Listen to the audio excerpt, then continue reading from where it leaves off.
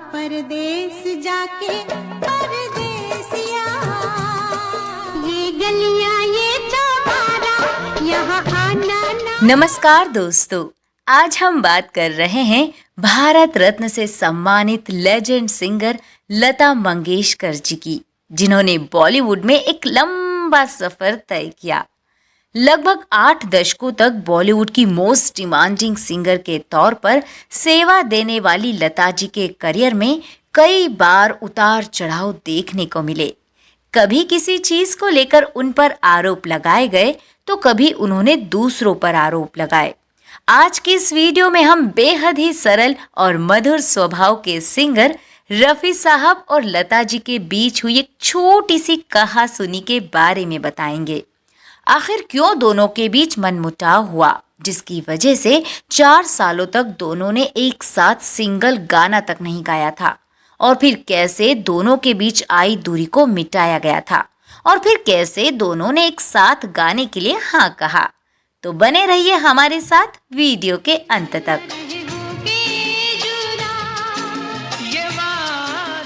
दोस्तों, लता मंगेशकर जी ने फिल्मों में गाना 1942 से ही शुरू कर दिया था। उन्होंने सबसे पहले मराठी फिल्म किती हसाल में गाना गाया था।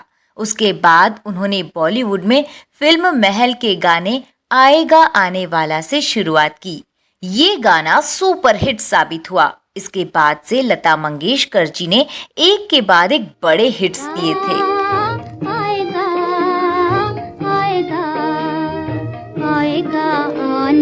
60 के दशक में लता मंगेशकर जी का सितारा 7वें आसमान पर जा चुका था। हर एक संगीतकार और म्यूजिक कंपनी लता जी के साथ गाना करना चाहती थी, क्योंकि जिस भी फिल्म या एल्बम में लता जी गाती थी वो हिट ही नहीं बल्कि सुपर हिट हो जाया करते थे। यही कारण था कि Lata ji most demanding playback female singer के तौर पर अपनी धाक जमाने में कामयाब हो रही थी। साथ ही ये वो दौर था जब सिंगर्स को केवल उनके गाने के बदले उनका मेहनताना दिया जाता था, जबकि संगीतकारों को उनके काम के बदले में रॉयल्टी भी दी जाने लगी थी, जिससे वे अपने एक बार किए काम के बदले सालों तक हजारों रुपए कमा रहे थे। अब चूंकि लता जी फीमेल सिंगर्स में मोस्ट पॉपुलर और डिमांडिंग आर्टिस्ट होने के नाते इस डिसीजन से नाखुश थी। वे सिंगर्स को भी रॉयल्टी देने के पक्ष में थी। उनका मानना था अगर संगीतकारों को उनके काम के बदले में रॉयल्टी दी जा रही है तो सिंगर्स को भी उनके हिस्से की रॉयल्टी मिलनी चाहिए।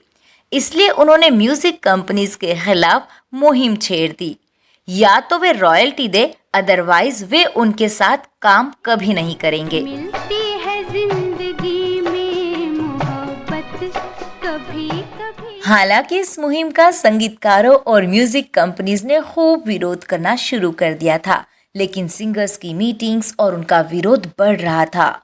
लता जी के साथ उस समय के सभी बड़े सिंगर्स किशोर कुमार, मन्ना डे, तलत महमूद और मुकेश कुमार तक जुड़ चुके थे। इसी सिलसिले में लता जी मृदुभाषी और मोस्ट टैलेंटेड रफी साहब के पास गई और अपने साथ आने को कहा, लेकिन एक सच्चे कलाकार होने के नाते रफी साहब ने ऐसा करने से इनकार कर दिया। उनका मानना था कि जब संगीतकार उनकी मेहनत के बदले मोटी रकम दे रहे हैं, फिर उसके बाद गाने पर सिंगर्स का कोई भी अधिकार नहीं रह जाता है, इसलिए ऐसा करना गुनाह होगा। इस बात पर चर्चा इतनी गर्मा गई थी कि लता जी और रफी साहब के आपसी रिश्ते भी बिगड़ गए थे। उन्होंने एक दूसरे के साथ काम करने तक से इनकार कर दिया था। रफी साहब का बगावत की मुहिम के साथ न जुड़ना लता जी को इतना बुरा लगा कि उन्होंने सभी म्यूजिक डायरेक्टर से टेलीफोन करके कह दिया था कि अब से वे रफी साहब के साथ एक भी डुएट सॉन्ग नहीं करेंगी। इधर रफी साहब भी अपनी जिद पर अड़े रहे। उन्होंने भी लता जी के साथ काम करने से इनकार कर दिया। साल 1963 से लेकर 1967 तक उन्होंने साथ में एक भी गाना नहीं किया। उनके इस मनमुटाव का खामियाजा फिल्मकारों और आम जनता को भुगतना पड़ा था, क्योंकि लोग उन्हें सुनने के आदी हो चुके थे। लेकिन दोनों के बीच रिश्तों की दरार ने दोनों को एक साथ होने की इजाजत नहीं दी। लता जी के मुताबिक बाद में म्यूजिशियन जय किशन जी की रिक्वेस्ट पर रफी साहब ने लता जी को माफीनामा लिखा और वे दोनों फिर से एक साथ गाने के लिए राजी हो गए थे।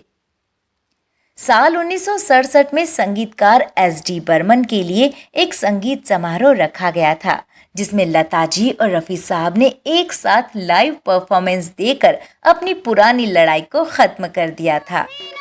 जा मेरे साथी, दिल पुकारे। हालांकि इस रॉयल्टी की लड़ाई में किसी को कुछ खास हासिल तो नहीं हुआ, बस अपनी अपनी जिद पूरी कर ली थी। लेकिन अगर अब रॉयल्टी की बात की जाए तो म्यूजिक कंपनी संगीतकारों के साथ साथ सिंगर्स और गीतकारों को भी एक हिस्सा देती है, जो कि उन्हें और भी अच्छा काम करने के लिए प्रेरित करता है। अगर लता जी के करियर की बात करें तो उन्होंने 70 से भी ज्यादा सालों तक बॉलीवुड में राज किया और लगभग 20 भाषाओं में करीब 30,000 गाने गाए। उन्होंने किशोर कुमार और रफी साहब से लेकर उदित नारायण, सोनू निगम और कुमार सानू तक के साथ गाने गाए।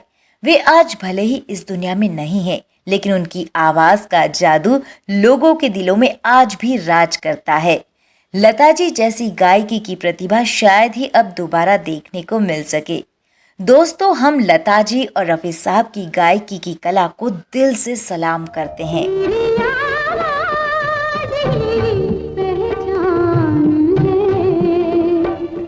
तो दोस्तों, ये थी रफी साहब और लता जी के बीच की छोटी सी तकरार का किस्सा।